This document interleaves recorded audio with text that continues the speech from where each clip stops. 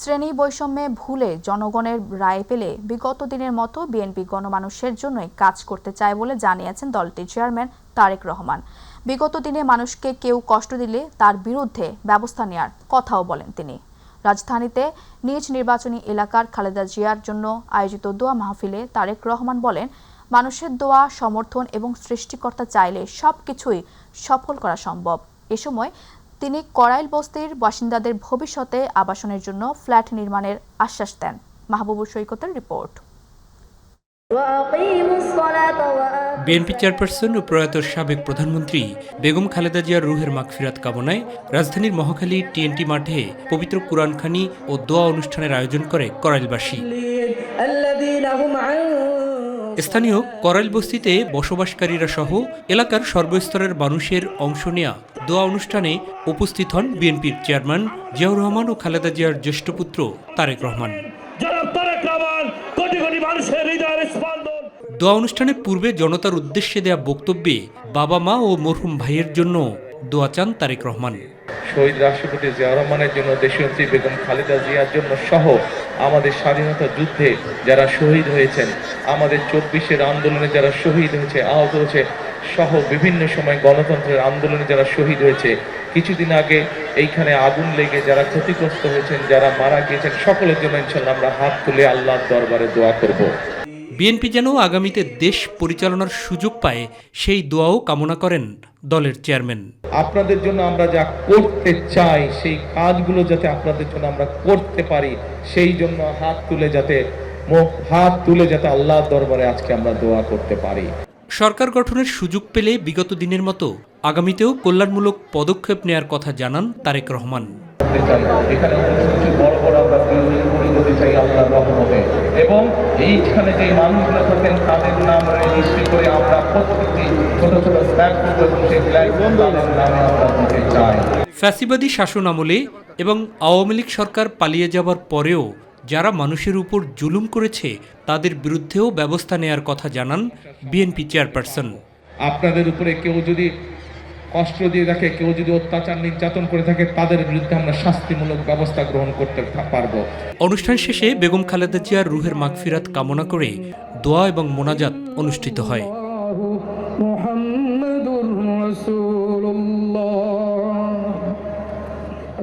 স্বদেশ প্রত্যাবর্তনের পরে সশরীরে গণমানুষের মাঝের কোনো প্রোগ্রামে অংশগ্রহণ তারেক রহমানের এটাই প্রথম।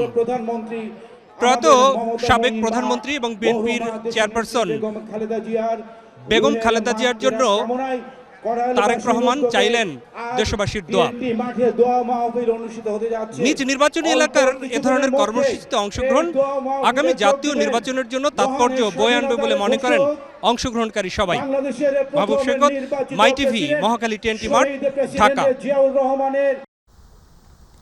ত্রয়োদশ জাতীয় সংসদ নির্বাচনে প্রার্থীদের মধ্যে আজ প্রতীক বরাদ্দ করবে নির্বাচন কমিশন।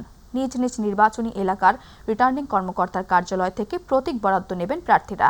প্রতীক পাওয়ার পর আগামীকাল থেকে আনুষ্ঠানিক প্রচারণায় নামবেন প্রার্থীরা। ভোট গ্রহণ শুরু হওয়ার 48 ঘণ্টা পূর্ব পর্যন্ত নির্বাচনী প্রচারণা করা যাবে। বিরতিহীনভাবে ভোট গ্রহণ অনুষ্ঠিত হবে 12 ফেব্রুয়ারি সকাল 7:30টায় এবং চলবে বিকেল 4:30টা পর্যন্ত। ব্যালট পেপারের মাধ্যমে স্বচ্ছ ব্যালট বাক্সে ত্রয়োদশ জাতীয় সংসদ নির্বাচন এবং গণভোটের ভোট গ্রহণ অনুষ্ঠিত হবে। ব্যালট পেপারের মাধ্যমে এই নির্বাচনে দেশের প্রায় 12,77,00,000 ভোটার তাদের ভোটাধিকার প্রয়োগ করবেন।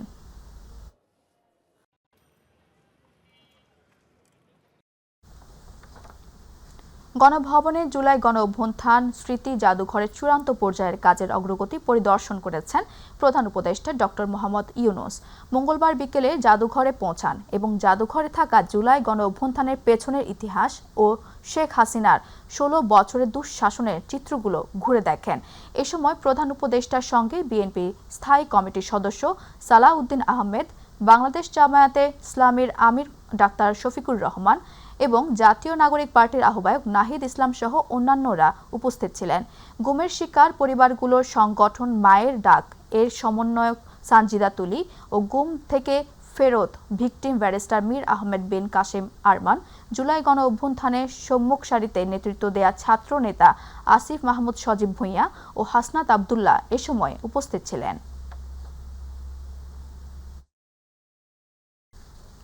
আওয়ামী লীগের শাসনামলে টিএফআই সেলে গুম করে নির্যাতনের ঘটনায় মানবতা বিরোধী অপরাধের মামলায় শেখ হাসিনা ও 10 সেনা কর্মকর্তা সহ 17 আসামির বিরুদ্ধে সূচনা বক্তব্য উপস্থাপন ও সাক্ষ্য গ্রহণ আজ বিচারপতি মোহাম্মদ গোলাম মোর্তজা মজুমদারের নেতৃত্বাধীন 3 সদস্যের আন্তর্জাতিক অপরাধ ট্রাইব্যুনাল 1-এ এই কার্যক্রম অনুষ্ঠিত হবে।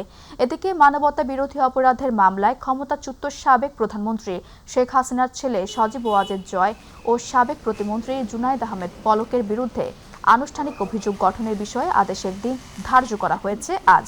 রাষ্ট্র ও আসামি পক্ষের শুনানি নিয়ে গত 15 জানুয়ারি আন্তর্জাতিক অপরাধ ট্রাইব্যুনাল 1-এর চেয়ারম্যান বিচারপতি মোহাম্মদ গোলাম মোর্তজা মজুমদারের নেতৃত্বাধীন বিচারিক প্যানেল এদিন নির্ধারণ করেন। এই মামলায় আসামি সজীব ওয়াজেদ জয় পলাতক, অপর আসামি জুনায়েদ আহমেদ পলক গ্রেপ্তার হয়ে কারাগারে আছেন। ত্রয়োদশ জাতীয় সংসদ নির্বাচনে প্রার্থীদের মধ্যে আজ প্রতীক বরাদ্দ করবে নির্বাচন কমিশন। দর্শক, এই মুহূর্তে নির্বাচন কমিশনে আছেন সহকর্মী মিফতা গালিব, যুক্ত হচ্ছে তার সাথে। গালিব, আপিল শুনানি ও প্রার্থিতা প্রত্যাহার শেষে আজ থেকে শুরু প্রার্থীদের মধ্যে প্রতীক বরাদ্দ। তো ইসির আজকের কর্মযজ্ঞে কি খবর আছে আপনার কাছে জানাবেন।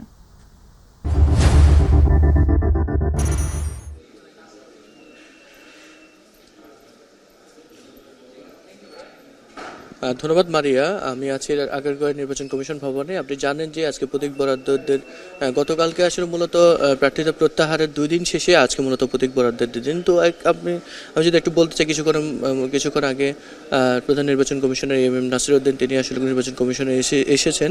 এছাড়াও নির্বাচন কমিশনার আব্দুর রহমান আল মাসুদ যিনি নির্বাচন কমিশনে এসেছেন। তো আমি একটু মারিয়া জানাতে চাই যে এখানে ঢাকা 13 এবং ঢাকা 15 আসনের মূলত প্রতীক বরাদ্দের যে সেন্টার ঘোষণা করেছে। এছাড়া বিভাগীয় কমিশনার কার্যালয় সেখানে সর্বমোট 14টি আসনের প্রতীক বরাদ্দের কার্যক্রম চলবে। এছাড়া ডিসি অফিসে 4টি আসনের প্রতীক বরাদ্দের কার্যক্রম চলবে। তো আমি যদি আপনাকে একটু বলতে চাই যে মূলত গত 4 জানুয়ারির যাচাই বাছাই শেষে চিফ রিটার্নিং কর্মকর্তা 300 আসনে সর্বমোট 1568টি মনোনয়নের মধ্যে 1842টি আসলে প্রার্থিতাকে মঞ্জুর করে। 723 জন প্রার্থীর আসলে প্রার্থিতা বাতিল করে। তো এই ক্ষেত্রে আসলে মূলত এদের একটি উল্লেখযোগ্যই মূলত হচ্ছে স্বতন্ত্র প্রার্থী। তো স্বতন্ত্র প্রার্থীর ক্ষেত্রে মূলত তাদের প্রতীক বরাদ্দের ক্ষেত্রে আসলে মূলত আজকে থেকে কার্যক্রম শুরু হবে। তো আমি যদি একটু জানাতে চাই যে ইলেকশন কমিশনের গণপ্রতিনিধিত্ব আদেশ 1972-এর অনুচ্ছেদ 20 অনুসারে প্রার্থিতা প্রত্যাহারের দিন যদি কোনো প্রার্থী নির্বাচনী এলাকার প্রতিদ্বন্দ্বী প্রার্থীর সংখ্যা 1 বা একাধিক হয় তাহলে রিটার্নিং কর্মকর্তা কর্তৃক নিম্নরূপ প্রতীক বরাদ্দ করার আসলে বিধান রয়েছে। তো সেই বিধান আলোকে মারিয়া আমি যদি বলতে চাই যে গণপ্রতিনিধিত্ব আদেশ অনুযায়ী মূলত আজকে প্রতীক বরাদ্দ থাকবে। তো প্রতীক বরাদ্দ মোটামুটি আমি এখানে 2টি আসনের প্রতীক বরাদ্দ হবে। এছাড়া বাকি আসনগুলো মূলত বিভাগীয় কমিশনার কার্যালয়ে সেটি আসলে হবে। তো আরেকটি বিষয় আমি আপনাকে জানিয়ে দিতে চাই যে কিছুক্ষণ আগে ইলেকশন কমিশনে আসলে জামাতের 5 সদস্যের একটি প্রতিনিধি দল প্রধান নির্বাচন কমিশনার এম নাসিরউদ্দিনের সাথে সাক্ষাৎ করেছেন। তারা আসলে আমি উদারতন জামাত নেতৃবৃন্দের থেকে যতটুকু আমরা জেনেছি যে তারা আসলে নির্বাচনের সার্বিক পরিস্থিতি এবং সাম্প্রতিক কিছু অপ্রীতিকর ঘটনা এবং গতকালকে আপনি জানেন যে মিরপুরে আসলে জামাত কর্মীদের উপর আসলে হামলা হয়েছে। তো সেক্ষেত্রে আসলে তারা নির্বাচন কমিশনারকে আচরণবিধি সহ বেশ কয়েকটি বিষয় আসলে মূলত তারা প্রধান নির্বাচন কমিশনার এম নাসিরউদ্দিনের সাথে বৈঠক করবে। তো মারিয়া, তো এখন পর্যন্ত নির্বাচনের প্রতীক বরাদ্দের কার্যক্রম মোটামুটি শুরু হয়েছে। আমরা পরবর্তী নিউজের মাধ্যমে আমরা আমাদের দর্শকদেরকে সার্বিক কার্যক্রম জানাতে পারবো। মারিয়া। জি গালিব, আপনাকে ধন্যবাদ। শরীয়তপুরের নড়িয়া উপজেলার প্রশাসন ইউনিয়নে 8 নম্বর ওয়ার্ডের সর্দারকান্দি এলাকায় এক প্রবাসীর বাড়িতে মধ্যরাতে ডাকাতির ঘটনা ঘটেছে। ভুক্তভোগী পরিবার জানায়, গভীর রাতে অজ্ঞাতনামা ডাকাত দল বাড়ির পেছনের দরজা দিয়ে কৌশলে ঘরে প্রবেশ করে। এ সময় ডাকাতরা অস্ত্রের মুখে গৃহকর্তার স্ত্রী ও সন্তানদের জিম্মি করে রাখে। পরে ঘরের স্টিলের আলমারি ভেঙে আনুমানিক 5 ভরি স্বর্ণালংকার, নগদ 2,05,000 টাকা এবং অন্যান্য মূল্যবান সামগ্রী লুট করে নিয়ে যায়। এই ঘটনায় ভুক্তভোগী প্রবাসী জুলহাস সর্দার নড়িয়া থানায় একটি লিখিত অভিযোগ দায়ের করেছেন। খবর পেয়ে রাতেই ঘটনাস্থল পরিদর্শন করে নড়িয়া থানার টহল পুলিশ জানায়, অভিযোগের ভিত্তিতে বিষয়টি গুরুত্ব সহকারে তদন্ত করা হচ্ছে। এদিকে এলাকায় পরপর এমন ঘটনায় আতঙ্কে রয়েছেন স্থানীয় বাসিন্দারা।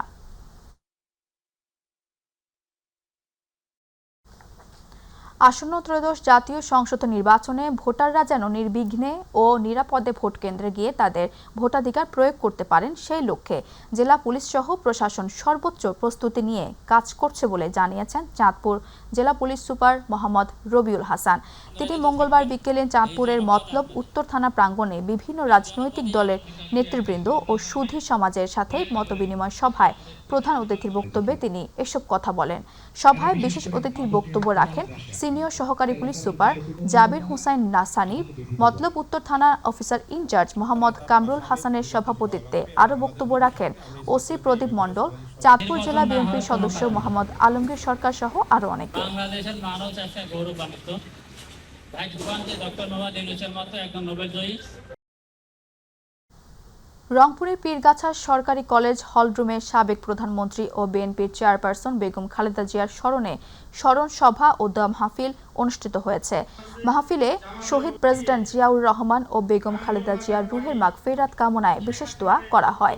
এ সময় উপস্থিত ছিলেন উম্মে রুমানা মৌসুমী, আব্দুল মতিন সহ বিএনপি ও সহযোগী সংগঠনের নেতাকর্মীরা।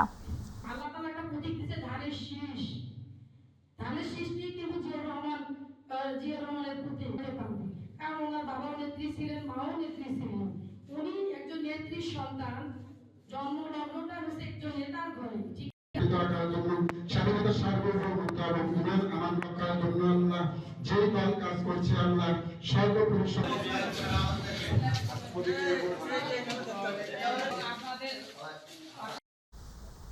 বিএনপির যুগ্ম মহাসচিব খায়রুল কবির খোকন বলেছেন, শহীদ রাষ্ট্রপতি জিয়াউর রহমানের আদর্শে জাতির ঐক্য ও গণতন্ত্রের পথচলা শুরু হয়। জিয়াউর রহমান স্বাধীনতার ঘোষণার মাধ্যমে জাতিকে ঐক্যবদ্ধ করেছিলেন। জিয়াউর রহমানের ঘোষিত ১৯ দফার রাষ্ট্র দর্শন দেশের রাজনৈতিক ও রাষ্ট্র ব্যবস্থার ভিত্তি গড়ে দেয়। শহীদ রাষ্ট্রপতি জিয়াউর রহমানের ৯০তম জন্মবার্ষিকী উপলক্ষে নরসিংদী জেলা বিএনপি আয়োজিত আলোচনা সভা ও মিলাদ মাহফিলে সভাপতির বক্তব্যে তিনি এই বক্তব্য প্রদান করেন। নরসিংদী জেলা বিএনপির সদস্য সচিব মঞ্জুর এলাহির সঞ্চালনায় অনুষ্ঠানে জেলা ও উপজেলা বিএনপির বিভিন্ন পর্যায়ের নেতাকর্মীগণ উপস্থিত ছিলেন। প্রাথমিক ও গণশিক্ষা মন্ত্রণালয়ের উপদেষ্টা অধ্যাপক ডাক্তার বিধান চন্দ্র রায় পোদ্দার বলেছেন, ২৪শে গণ অভ্যুত্থানের আকাঙ্ক্ষা বাস্তবায়ন করা সরকারের দায়িত্ব। শুধু জুলাই সনদ রেখে দিলে বাস্তবায়ন নিশ্চিত হবে না, তাই গণমানুষের আইনগত সমর্থন আদায়ে গণভোট প্রয়োজন। এ কারণে সরকার গণভোটের পক্ষে এবং হ্যাঁ ভোটের জয় চায়। তিনি বলেন, নির্বাচনে সরকার নিরপেক্ষ থাকলেও গণভোটের ক্ষেত্রে নয়, তবে নির্বাচন সংশ্লিষ্টদের নিরপেক্ষতা বজায় রাখার আহ্বান জানান।